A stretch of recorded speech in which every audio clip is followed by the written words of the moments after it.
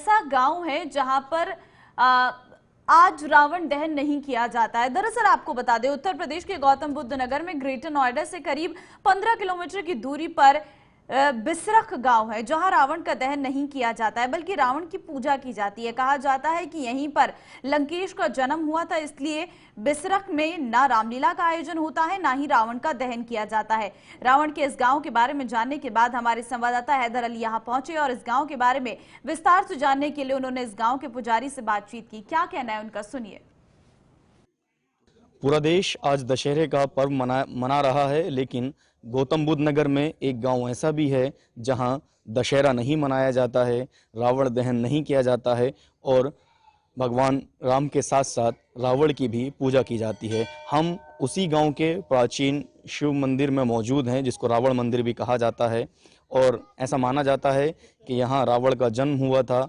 रावण यहाँ के वंशज हैं, इसलिए यहाँ रामलीला का आयोजन भी नहीं किया जाता है बल्कि उनकी पूजा की जाती है। इसी पर बात करने के लिए हमारे साथ प्राचीन मंदिर के पुजारी जी मौजूद हैं, उनसे बात करेंगे, समझेंगे इतिहास क्या है, क्यों इस गांव में दशहरा नहीं मनाया जाता है।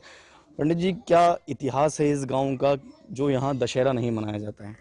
ये जो है रावण की जन्मभूमि है और रावण को यहाँ का बालक करके मानते हैं, इसलिए जो है दशहरा और उनका पुतला नहीं जलाया जाता। दशहरा खूब मनाते हैं, खुरपी दरांती की पूजा खूब करते हैं, खीर पूड़ी पकवान खूब बनाते हैं, खाते हैं, पर रावण का कोई यहाँ पुतला नहीं जलाता है।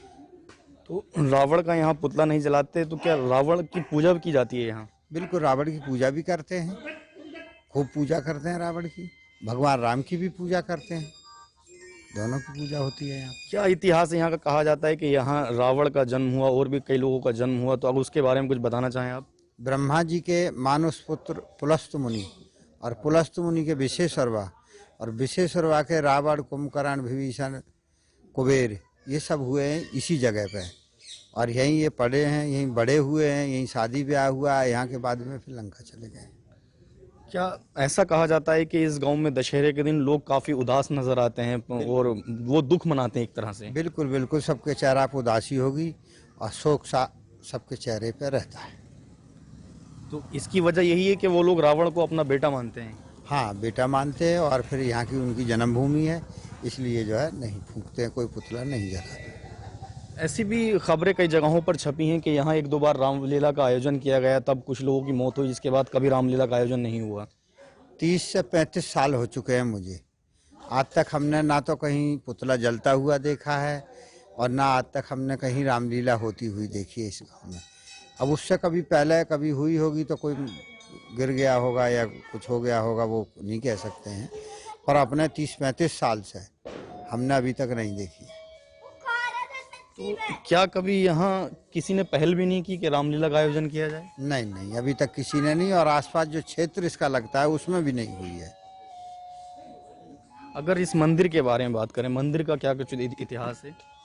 मंदिर तो इसमें वो रहते थे और इसी में शिवलिंग को जो है पूजा करते थे, इसी पे जो शिवलिंग पे सर काट काट के वो चढ़ाते थे, भगवान उनको दोबारा वरदान में देते थे। और नहीं, रावण तो एक ही सिर का पैदा हुआ था, 10 बार उन्हें सर काट काट के चढ़ाए शिवलिंग पे, तो इस बार 10 बार जो है ना उनको वापिस मिले, इस बार जो है 10 आनंद हो गए। वो जो 10 सर काट के चढ़ाए थे वो यहीं शिवलिंग पे चढ़ाए गए? इसी शिवलिंग पे। ये शिवलिंग जो है ना अष्टकोण है, वैसे ये 10 कोण ये बोली जाती है, आकाश लोक, पाताल लोक, और 8 कोने बने हुए हैं, अष्टकोण शिवलिंग।